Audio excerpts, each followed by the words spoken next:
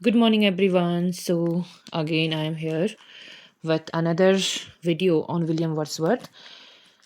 हम इसका आज पार्ट सेकंड करेंगे. सो यहाँ तक हम कर चुके थे सॉलिटरी रिपर तक, और आज हमारा क्वेश्चन आंसर है यहाँ से.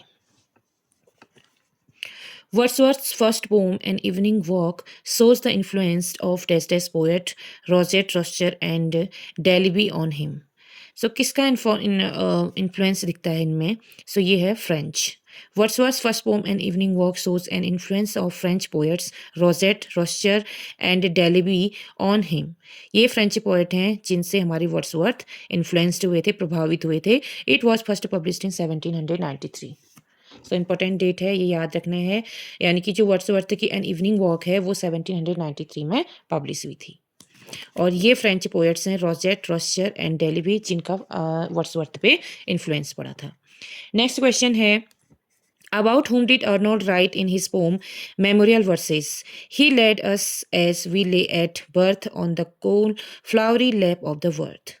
सो इसको ध्यान रखने की चीज़ है ये, he led us as we lay at birth on the cool flowery lap of the birth. ये इंपॉर्टेंट लाइन है. ये लाइन है मेमोरियल वर्सेस की, verses written by William Matthew Arnold. So Matthew Arnold ने ये लाइन मेमोरियल वर्सेस में किसके लिए कहा है? अभी तो इजी लगेगा क्योंकि we are just studying on William Wordsworth. So answer is William Wordsworth. So line भी इंपॉर्टेंट है, पूछी जा सकती है. और कहाँ से ली गई है ये भी पूछी जा सकती है. मेमोरियल वर्सेस से ली गई है. सो लाइन इज़ इम्पॉर्टेंट और ये पूछा जा सकता है कि कहाँ से लिया गया है. सो ये लाइन ली गई है मेमोरियल वर्सेस से, रिटन बाय मैथ्यू आर्नोल्ड, और ये लाइन बोली गई है विलियम वर्ड्सवर्थ के लिए. यहाँ पे इसका डिटेल एक्सप्लेनेशन दिया है. Matthew Arnold wrote about William Wordsworth in his famous poem memorial verses. In this poem he praises his ability to sympathise with nature and evoke feeling through his poetry. तो किस तरीके से William Wordsworth nature को अपने works में depict करते थे, कैसे नेचर बेस्ड पोइट्री वो लिखते थे, तो इस चीज़ के बारे में बताया है मैथ्यू आर्नोल्ड ने मेमोरियल वर्सेस में, और इसमें उनकी प्रेज की है, तारीफ की है.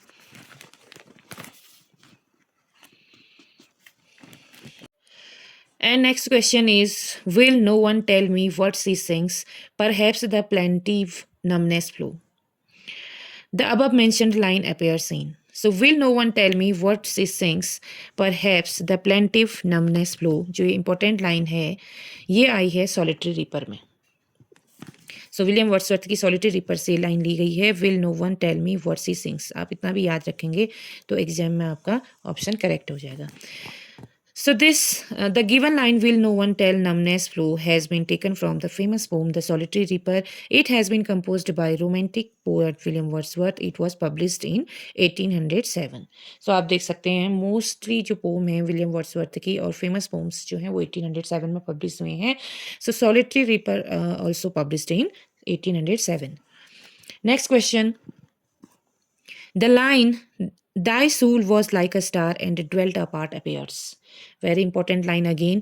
Thy soul was like a star and dwelt apart, appears in. तो ये जो important line है ये किस पोम में अपेयर हुई है? विलियम वर्ड्सवर्थ की. सो ये लिया गया है लंदन 1802 से.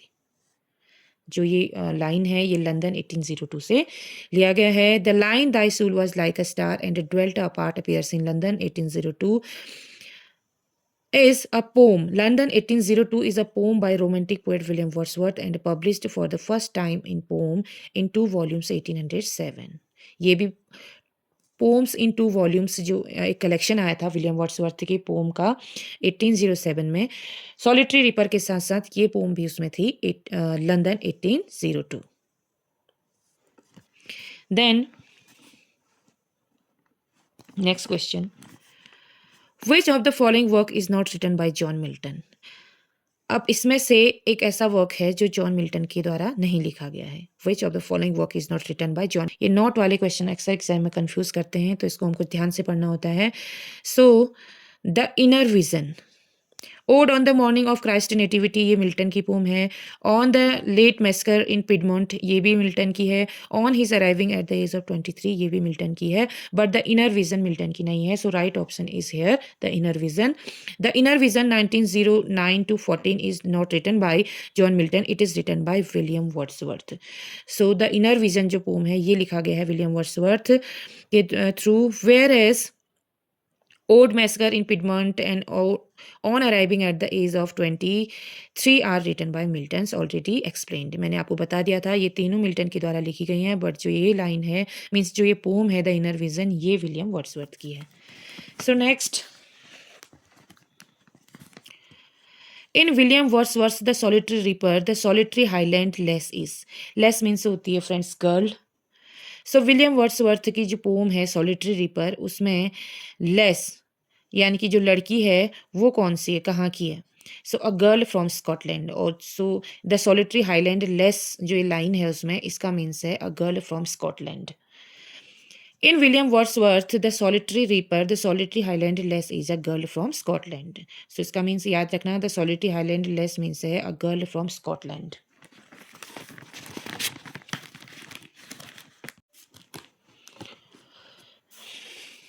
फिर से यहाँ पे इसकी डिटेल एक्सप्लेनेशन दी गई है।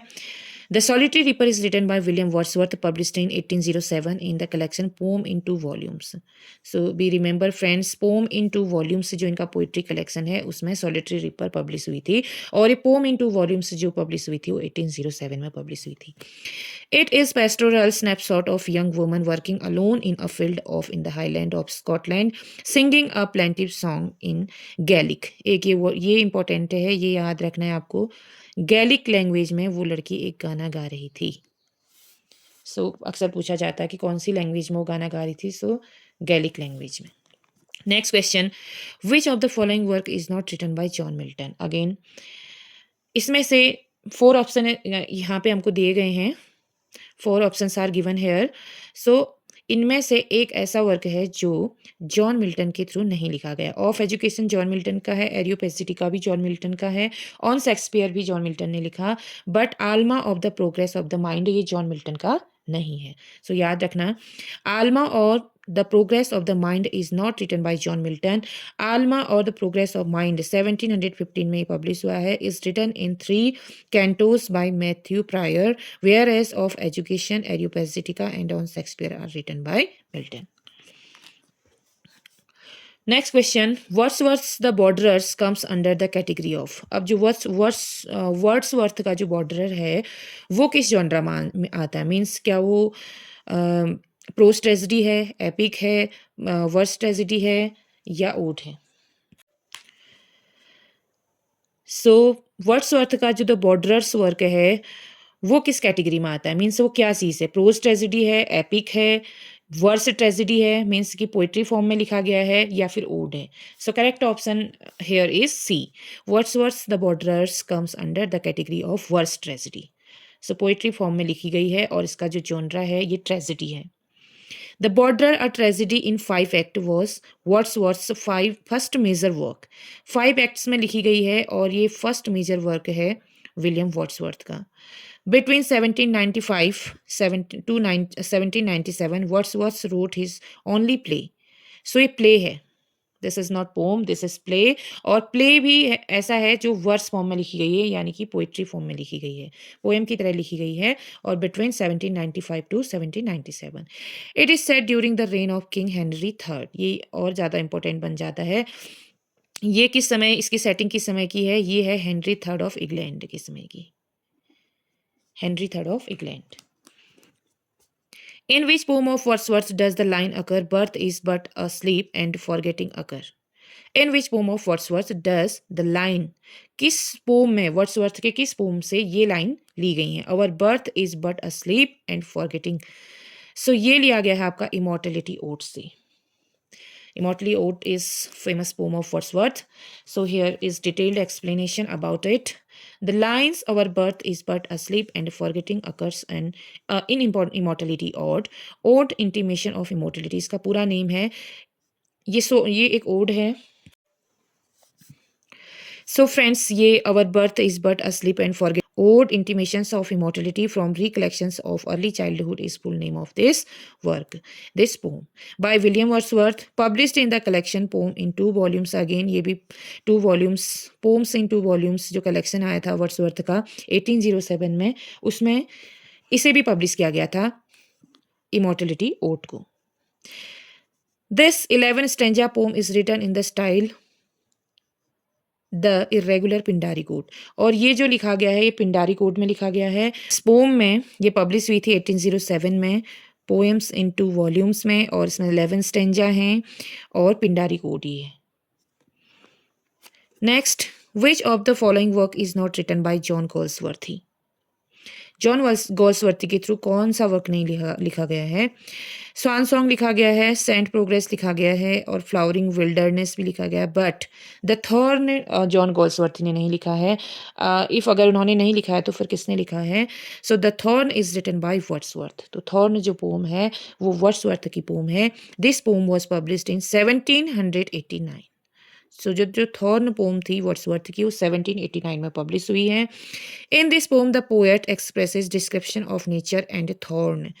नेचर एंड थॉर्न के बीच का डिस्क्रिप्शन इसमें वर्ड्सवर्थ ने शो किया है. Mossy hills, small muddy ponds, ये चीज़ें भी इसमें डिपिक्ट की हैं, दिखाई गई हैं. तो अक्सर पूछा जाता है mossy hills, muddy land, thorn and nature का डिस्क्रिप्शन किस में दिया गया है. सो ये दिया गया है थॉर्न पोम में. Next question, which of the following poem is not written by John Galsworthy. John Galsworthy के थ्रू कौन सी पोम नहीं लिखी गई है. मेंस की 3 पोम जॉन गोल्सवर्थी ने लिखी होंगी और 1 पोम नहीं लिखी गई होगी, तो फिर वो ऑब्वियसली विलियम वर्ड्सवर्थ ने ही लिखी होगी. डेवन टू मी ये गोल्सवर्थी की है. रसिया अमेरिका भी एंड पास्ट भी ये गोल्सवर्थी की है. But admonition to a traveller ये गोल्सवर्थी की नहीं है.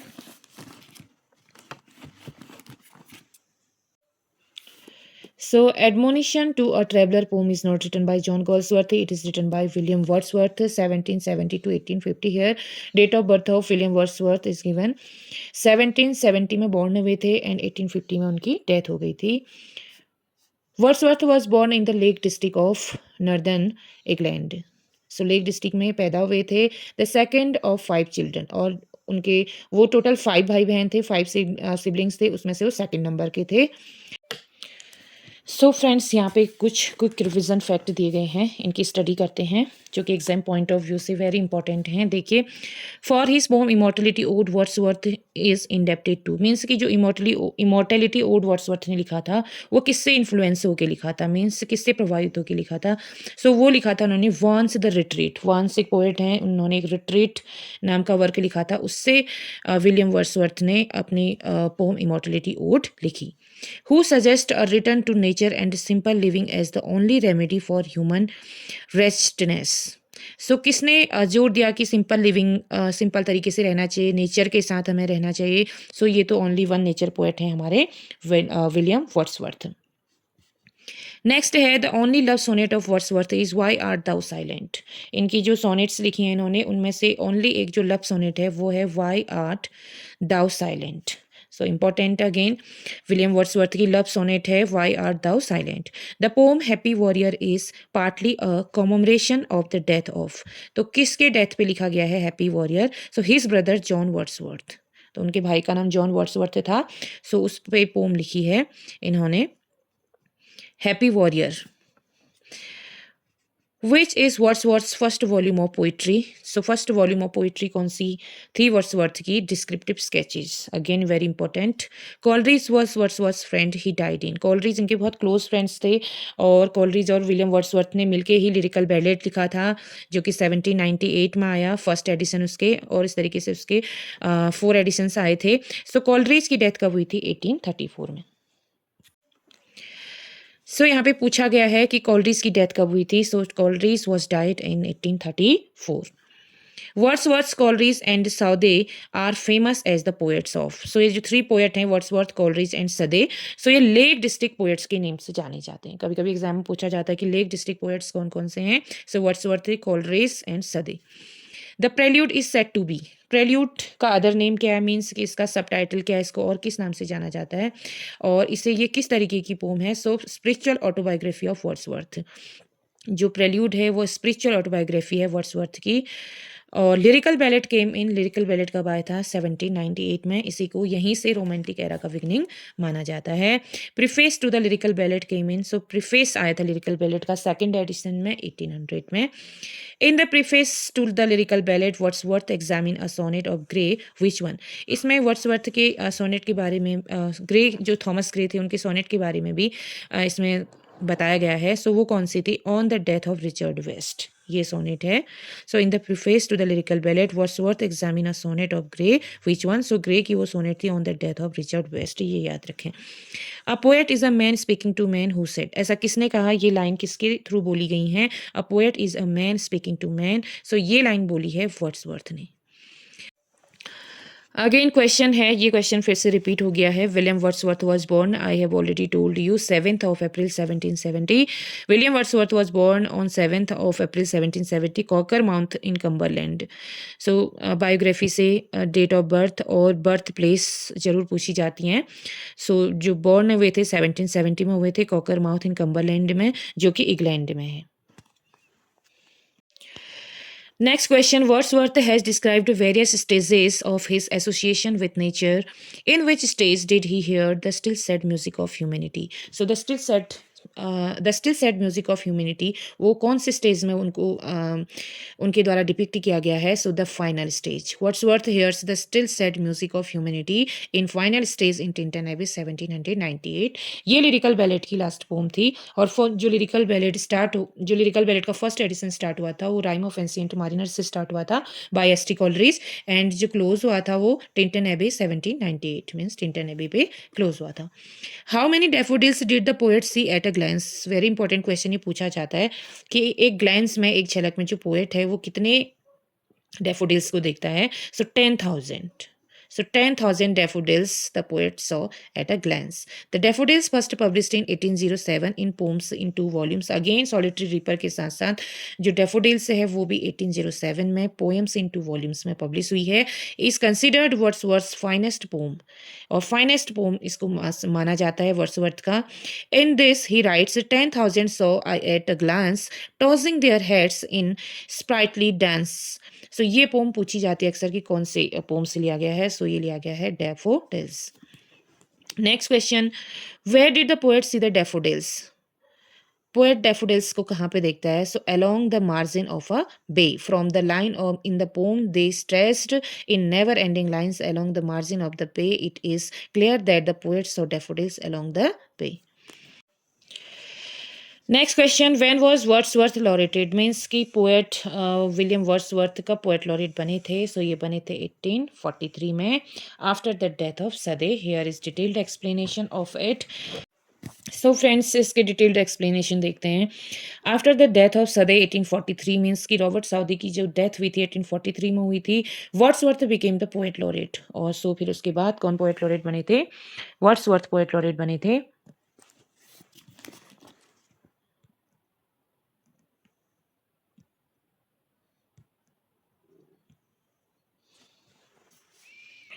ही initially refused the honour saying that he was too old, पहले तो उन्होंने मना कर दिया था कि वो बहुत ज़्यादा ओल्ड हो चुके हैं, but accepted when prime minister Robert peel assured him that you shall have nothing required of you. Thus he became the only poet laureate to write no official verses. So Robert पील के कहने पे इन्होंने फिर poet लॉरेटशिप को accept किया, और इस तरीके से रॉबर्ट साउदी के बाद ये 1843 में पोएट लॉरेट बने। Next question, nature never did betray the heart that loved her, these lines existing. So ये वेरी इंपॉर्टेंट लाइन है, nature never did betray the heart that loved her. ये important line कौन सी pome से ली गई हैं? So Wordsworth की ये ली गई हैं टिंटन एबी से।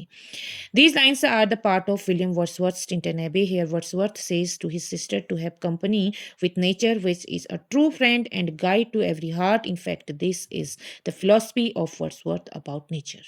So ये इसमें अपनी सिस्टर को भी समझाते हैं कि नेचर ही हमारा क्या है, एक ट्रू फ्रेंड है, एक सच्चा गाइड है। सो हमको क्या करना चाहिए, हर किसी को नेचर के साथ रहना चाहिए और नेचर के साथ ही सिंपल तरीके से जीना चाहिए। In fact this is the philosophy of, और यही फिलोसफी भी है वर्ड्सवर्थ की। क्या फिलोसफी है वर्ड्सवर्थ की?